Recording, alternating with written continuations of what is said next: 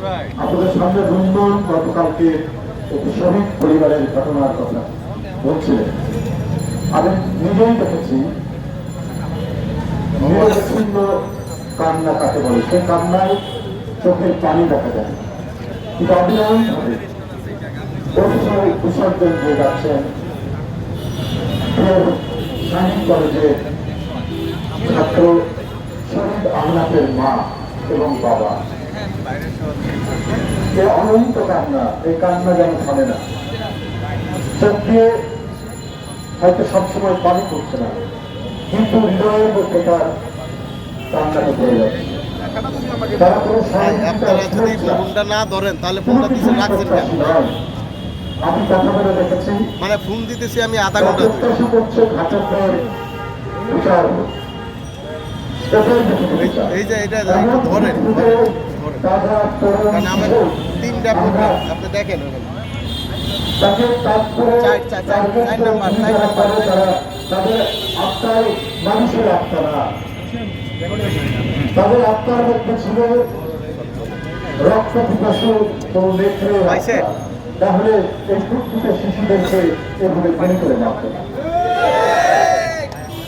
শেখ হাসিনা ওর কাছে মানবতা, শিশু, কিশোর, নারী এর কোনো মূল্য নেই। ওর কাছে একটাই মূল্য, সেটা হচ্ছে বাংলার সিংহাসন পাতার চাই চাই। আর এই সিংহাসন রক্ষা করার জন্য ও 16 বছর ধরে তাণ্ডব চালিয়েছে সারা বাংলাদেশে। কত মায়ের কোল খালি করেছে, কত স্ত্রীকে বিধবা করেছে, কত পরিবারকে সন্তান হারা করেছে, তার কোন ঠিকানা নেই, তার কোন হদিশ নেই। সমগ্র 16 বছরটাই ছিল মৌসিয়া আর শোকের 1.5 দশক। আমাদের শেখ হাসিনার 1.5 দশককে যদি বিবেচনা করি, এটা হবে জনগণের জন্য শোকের 1.5 দশক। কারণ গুম ছিল শেখ হাসিনার কাছে একটা খেলা, ক্রসফায়ারে হত্যা ছিল শেখ হাসিনার কাছে একটি আনন্দের বিষয়। কারণ ও যখন শুনত যে বিএনপির একজন নেতাকে গুম করা হয়েছে, তখন সে আনন্দিত হতো। সে যখন শুনত যে কোনো তরুণ ছাত্র নেতাকে ক্রসফায়ারে মেরে ফেলা হয়েছে জনির মতো, তখন শেখ হাসিনা আনন্দে আহ্লাদিত হতেন।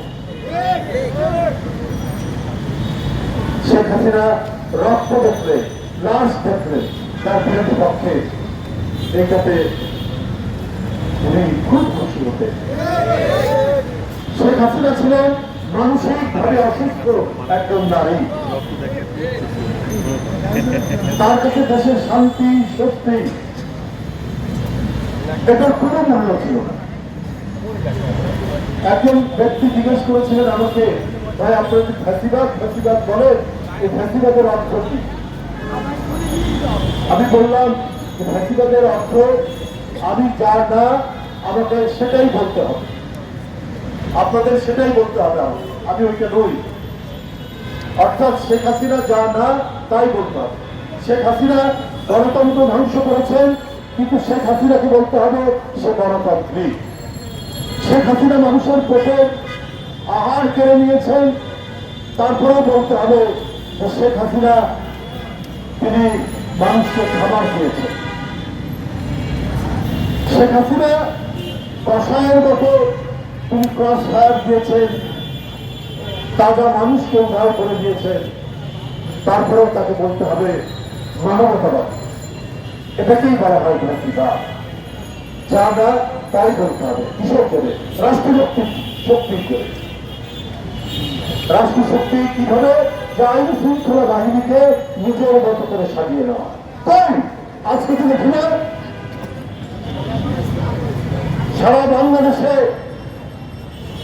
কত মানুষ মারা যাচ্ছে বিভিন্ন সামাজিক সংঘাত সংঘর্ষে। তো আইন শৃঙ্খলা বাহিনী এটা দমনের জন্য তো কোনো ভূমিকা রাখে না,